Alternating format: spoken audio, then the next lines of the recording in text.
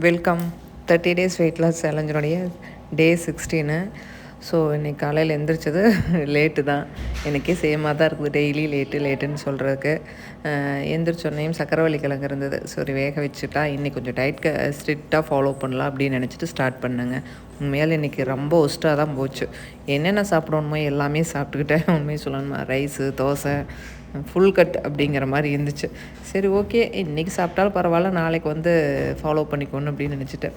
சரி, ABCD ஒரு D ஒன்று எக்ஸ்ட்ரா ஆட் பண்ணிக்கலாம், ஜூஸ் போட்டு குடிச்சிக்கலாம் அப்படின்னு சொல்லிட்டு ஆப்பிள், பீட்ரூட்டு ப்ளஸ் வந்து டேட்ஸ் வந்து ஆப்பிள், பீட்ரூட்டு, கேரட்டு, டேட்ஸ் இந்த 4 போட்டு ஒரு ஜூஸை போட்டு குடித்தாச்சு. ஏன்னா சுகரெல்லாம் வேறு எதுவுமே ஆட் பண்ணலைங்க, இந்த 4 மட்டும்தான் தண்ணி யூஸ் பண்ணியிருக்கேன், அவ்வளோதான். சுகர், மில்க்கு எதுவும் கிடையாது. ஆனால் இது பாப்பாலாம் வந்திருந்தாங்க. ஸோ குடிச்சு பாரு பாப்பா அப்படின்னு சொன்னேன், கொஞ்சம் சுகர் மிக்ஸ் பண்ணி. அவளுக்கு பிடிச்சிக்கிச்சு, வேறு யாருமே இதை டச் பண்ணல. ஸோ லாஸ்ட்டாக வந்து சுகர் கொஞ்சம் மிக்ஸ் பண்ணி கொடுங்காட்டி அவள் குடிச்சுக்கிட்டா. எனக்குமே ஒன்றும் தெரியலைங்க, எனக்கு வந்து சுகர் இல்லாமல் குடிக்கிறதெல்லாம் நான் ஈஸியாக குடிச்சுக்குவேன். சுகர் போட்டால் தான் என்னால் குடிக்க முடியாது, வித்தியாசமான ஆளுன்னு வச்சுக்கோங்களேன். நான் உண்மையை சொல்லணுன்னா இந்த சுகர் போட்டு கொஞ்சம் கொடுங்காட்டி அதையும் குடிச்சுக்கிட்டா.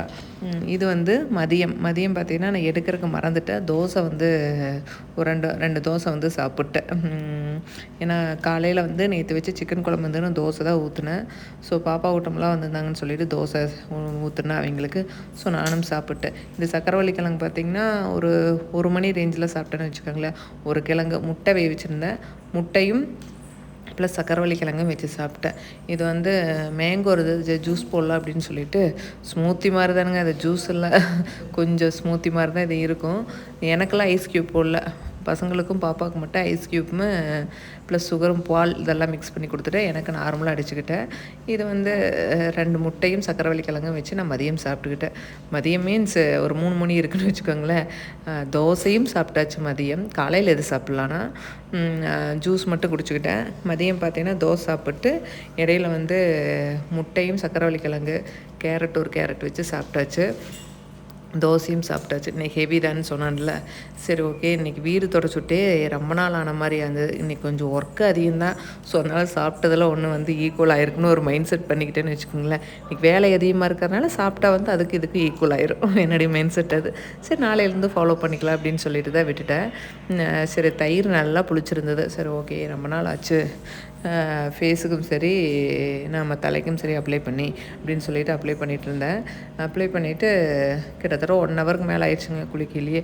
இது வந்து நான் நார்மலாக யூஸ் பண்ணுற மாய்ஸ்சரைசர் இது தான். இது வந்து நைட்டு காளான் பிரியாணி செஞ்சுட்டு என்னால் எப்படி சாப்பிடாத இருக்க முடியும்? உண்மையாலுமே சாப்பிடலாம்னே இருந்தது. நல்லா நீட்டாகவே சாப்பிட்டேன், ஓப்பனாக சொல்லணும்னா. அதாவது வயிறு ஃபில் ஆனதுக்கப்புறமும் எக்ஸ்ட்ரா சாப்பிட்டேன், அந்தளவுக்கு சாப்பிட்டேன். காளான் பிரியாணி, ரைத்தா ப்ளஸ் ஒரு முட்டை. இன்றைக்கி முட்டையும் 3 எடுத்துக்கிட்டேன். எக்ஸ்ட்ரா வந்து தோசை ப்ளஸ் வந்து டீ 2 டைம், அதையும் மறந்துட்டேன். இன்றைக்கி வந்து வேஸ்ட்டு